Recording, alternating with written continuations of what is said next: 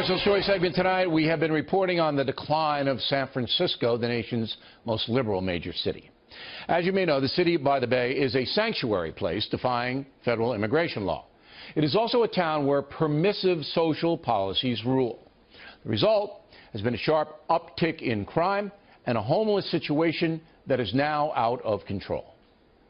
San Francisco is now becoming known for homelessness. It's awful, it's dirty. Tent camps and street crime. There is a ton of drug use out in the open. Markeisha Law and her public works crews are doing some housekeeping. They pick up blood-spattered drug syringes. This box, it got over 100+ needles in it. Hose down feces and urine. How you doing in there? And this is just one homeless camp out of dozens throughout San Francisco. And joining us now from the city by the Bay, Christine Hughes, chairman of the Republican Party there. So why are the homeless flocking to San Francisco in the first place? Well, it's been going on for years, Bill. I'm a third-generation native San Franciscan, and we've always had chronic homelessness, but never to this extent. And it's really, the bottom line is, it's with the liberal permissive policies that have encouraged more homeless to not only camp out in San Francisco, but be very aggressive in terms of their behavior without any repercussions. Why do they come there, though? Do they receive money, welfare? Is it easier to be on the dole there? I mean, there must be a reason. Well, there's many what I call accommodating strategies that the city spends probably $30,000 to $60,000 per homeless person. And what happens is that the homeless feel they're treated, in some instances, Bill, better than a citizen, a resident of San Francisco. So what do they get for the 30 to 60K? I mean, get food stamps. What else do they get? Well, they can get, there's a whole network of nonprofits that have become what I would say institutionalized in San Francisco.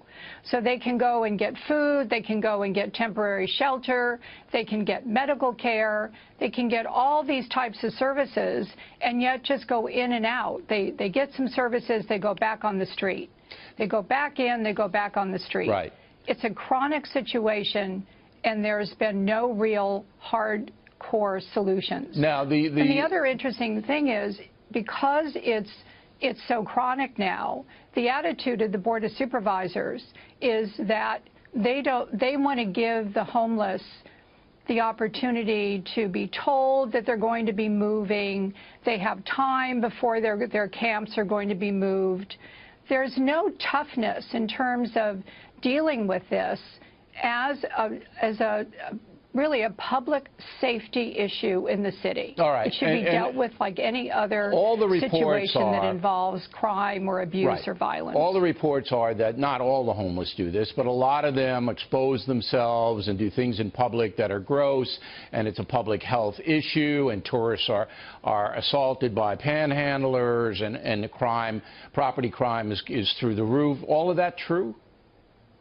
It is true, and I will tell you myself, 2 weeks ago, downtown at 9 a.m. in the morning in Union Square, which is the main shopping area, a homeless man dropped his pants, turned around, and proceeded to urinate and spray all over me. And what did you say to that man? There's nothing I could do. I couldn't call the police because the police will not come. They'll tell you, was anybody injured? If no one is injured, they will not respond. So there is nothing you can do. So that kind of extreme behavior is now normal for San Francisco?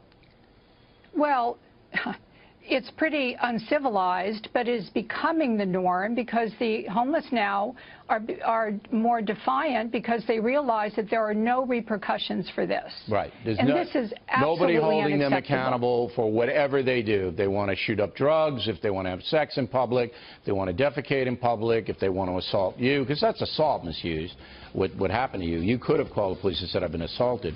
But, you know, look, I don't live there. I just know that this situation is way out of control. And doesn't seem like anybody has a solution. But we'll continue our reporting, and we appreciate you coming on tonight.